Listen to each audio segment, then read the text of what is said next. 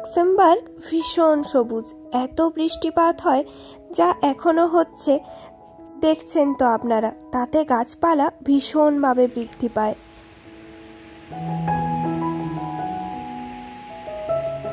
এই জায়গাটা দেখে একটা কথাই মনে হচ্ছে, ছবি তুলি বা ভিডিও করি। এই জায়গাটাকে আমি কিছুতেই ক্যামেরার দ্বারা জাস্টিস করতে পারবো না। চোখে দেখার আনন্দটাই অন্য রকমের। বেশ কিছু দূর ছাড়াই পথে সাইন দেওয়া আছে মুলার থালে, যেটা অনুসরণ করে গেলেই আমরা পৌঁছে যাব আমাদের গন্তব্যে। ইন্ডিয়া বলুন বা ইউরোপ, দুটো জায়গাতেই আমার শরৎকাল ভীষণ পছন্দের, কারণ ইন্ডিয়াতে শরৎকালে হয় দুর্গাপুজো, আর ইউরোপীয় শরতের সবচেয়ে বড় আকর্ষণ হলো গ্রীষ্মের সবুজ পাতাগুলি ধীরে ধীরে সোনালি, হলুদ, কমলা এবং উজ্জ্বল লাল রঙে পরিবর্তিত হয়। এই দৃশ্য দেখলে মনে হয় প্রকৃতি যেন এক বিশাল রঙের ক্যানভাস।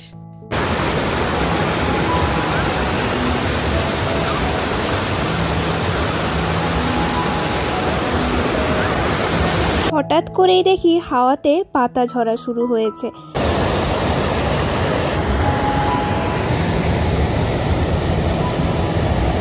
প্রায় আধ ঘন্টারও বেশি সময় আমরা এই জায়গাটাতে কাটিয়েছি, যার জন্য এত দূর থেকে আসা তা ভালো করে দেখে না গেলে তো মনের মধ্যে আফসোস রয়ে যাবে।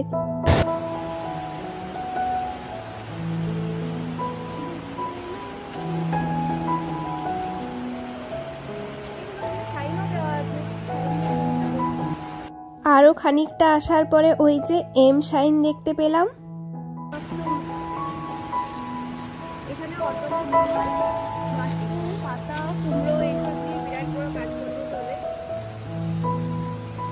এখানেও কাঠের ওপরে সুন্দর মাশরুম ধরে আছে, যা দেখতে তো সুন্দর লাগছেই, তবে এখানে অটামের সময় এই মাশরুম, কুমড়ো বা ঝরা পাতা, এগুলোই এখানকার সবচেয়ে বড় বৈশিষ্ট্য। এই ঝরা পাতার ওপরে হাঁটতে যেন আরো বেশিই ভালো লাগছে।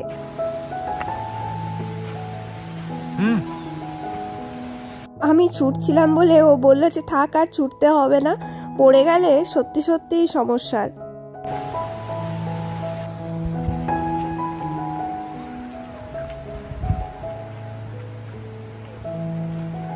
আস্তে আস্তে এই সুন্দর দৃশ্য উপভোগ করতে করতেই আমরা সামনের দিকে যাচ্ছিলাম।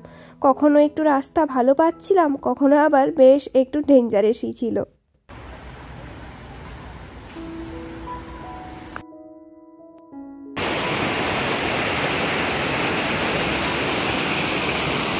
ট্রেকিং করে বেশ খানিকটা রাস্তা আসার পরে এই ভয়ানক সুন্দর দৃশ্যের সামনে এসে পৌঁছেছি।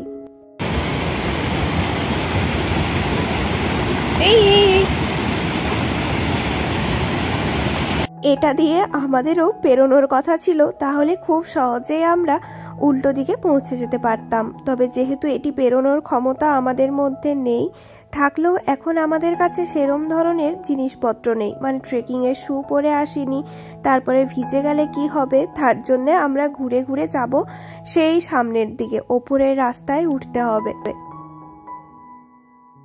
এইসব দেখে কিন্তু বেশ মজা পাচ্ছিলাম। বেশ অনেকক্ষণ ধরে দাঁড়িয়ে দাঁড়িয়ে ভাবছিলাম যাবো কি যাবো না, যাবো কি যাবো না, তবে যা ভয় লাগলো লাস্ট অব্দি আমরা ঘুরে যাওয়ারই সিদ্ধান্ত নিলাম।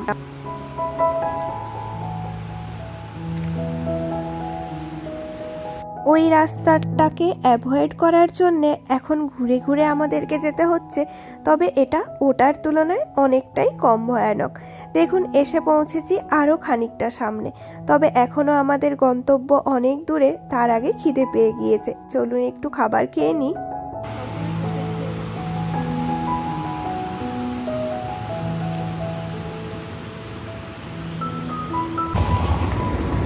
এখানকার মানুষদের রুচিবোধ সম্পর্কে কিছু বলাই বাহুল্য।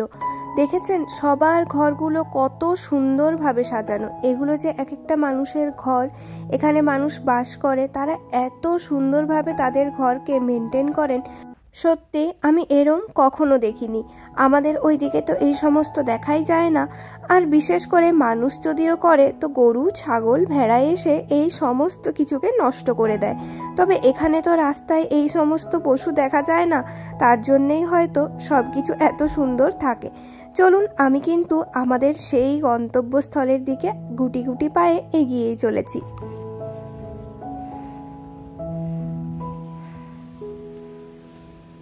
এই যে সেই ক্যাসেলটা, যেটা বিভিন্ন জায়গা থেকে তার রূপ বদলাচ্ছে, বেশ অসাধারণ লাগছে দেখতে। এখানে রাস্তার ধারে এই সমস্ত বড় বড় টবগুলোর মধ্যে বিভিন্ন রকমের ফুল রাখা থাকে, আর সেই সমস্ত ফুলের নাম না জানলেও তাদের রূপ, রস, গন্ধ উপভোগ করতে কিন্তু ভুলি না। আহা, কি দেখিলাম, জন্ম জন্মান্তরেও ভুলিব না। বঙ্কিমচন্দ্র চট্টোপাধ্যায়ের লেখা কপালকুণ্ডলা উপন্যাসের নায়ক নবকুমারের এই উক্তিটি বারবারই মনে পড়ে যায়। পৃথিবীর বিভিন্ন জায়গায় যে যখনই এই সমস্ত সুন্দর সুন্দর দৃশ্যগুলো দেখি, তখনই বঙ্কিমচন্দ্রের এই উক্তিটি বেশ মনে আসে। সেই সমস্ত না ভোলা জায়গাগুলোর মধ্যে আজকে আরও একটা নতুন জায়গা অ্যাড হলো।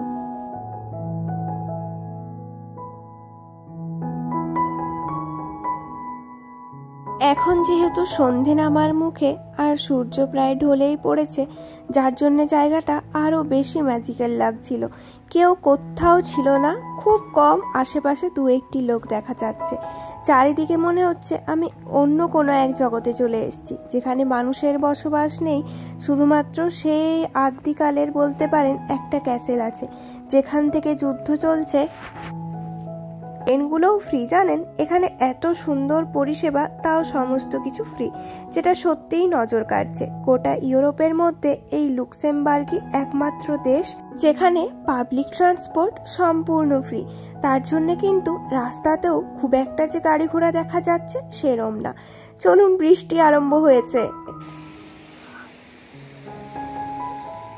এই বৃষ্টির মধ্যে কোনো রকমে ছুটতে ছুটতে পেরিয়েছি। ভাগ্যিস এই কালো রেনকোটটা এনেছিলাম, না হলে তো আজকে পুরোই ভিজে যেতাম। চলুন, এখানে দেখলাম একটা এরকম সুন্দর পেস্ট্রিজ দোকান আছে। এগুলো সুপার মার্কেটের মধ্যে, যেখান থেকে কিছু পেস্ট্রি নিয়ে নিচ্ছি, আর কালকে সকালে ব্রেকফাস্টের জন্য কিছু খাবার, ক্রোসেন্ট নিয়ে নেব।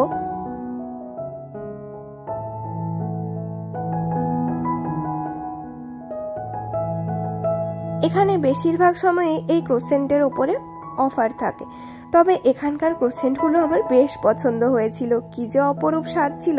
নেদারল্যান্ডসও ক্রোসেন্ট পাওয়া যায়। দূরে দেখে মনে হচ্ছে ওখানে অনেক বাড়িও আছে, হয়তো মানুষের বাসস্থান এই জায়গাটা। তবে এখানে যে মানুষজন থাকে, যে এখানে সকাল হতে দেখে আবার সন্ধে নামতে দেখে, সে তো সত্যিই ভাগ্যবান। তার ভাগ্যের ওপরে সত্যিই একটু হিংসে হচ্ছে।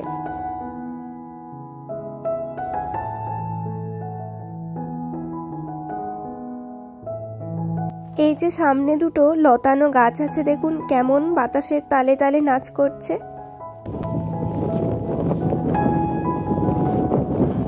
এখান থেকেও ভাবছি যে কোথায় সুভেনিয়ার দোকান আছে।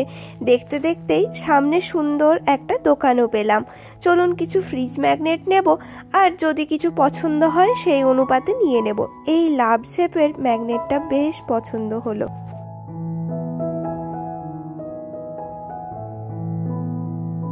এখানে দেখুন লক্সেমবার্গ লেখা কত বড় বড় ম্যাগনেটগুলো ছিল। এটিও বেশ পছন্দ হচ্ছিল, তবে শেষ মুহূর্তে ওটা আর নিলাম না। এদিকে দেখুন কত রকমের কাপ রাখা আছে।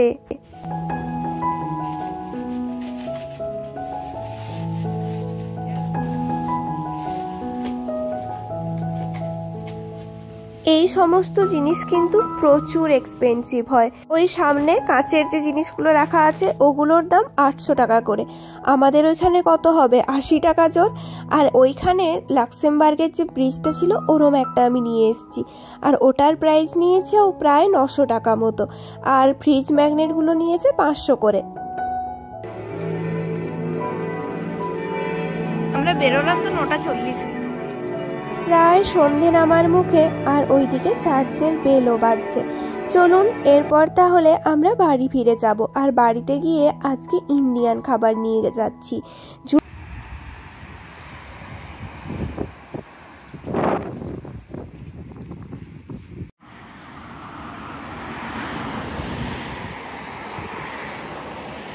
যাচ্ছি, দাদা এটা যাক। কি যাবে?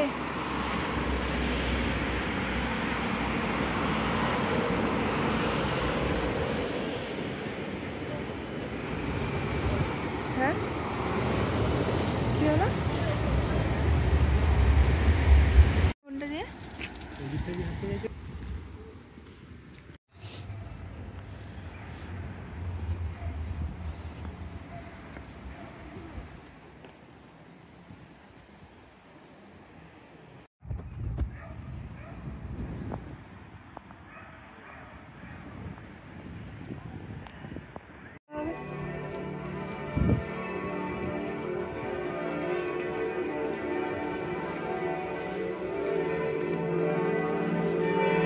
আমরা বেরোলাম তো 9:40-এ।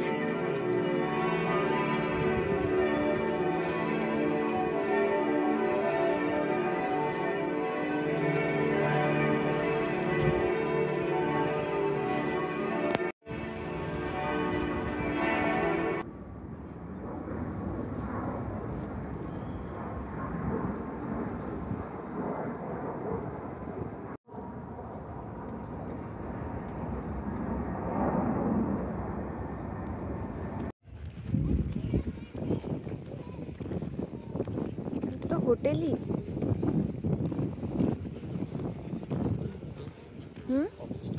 ওই যে হোটেল ডেভিলে।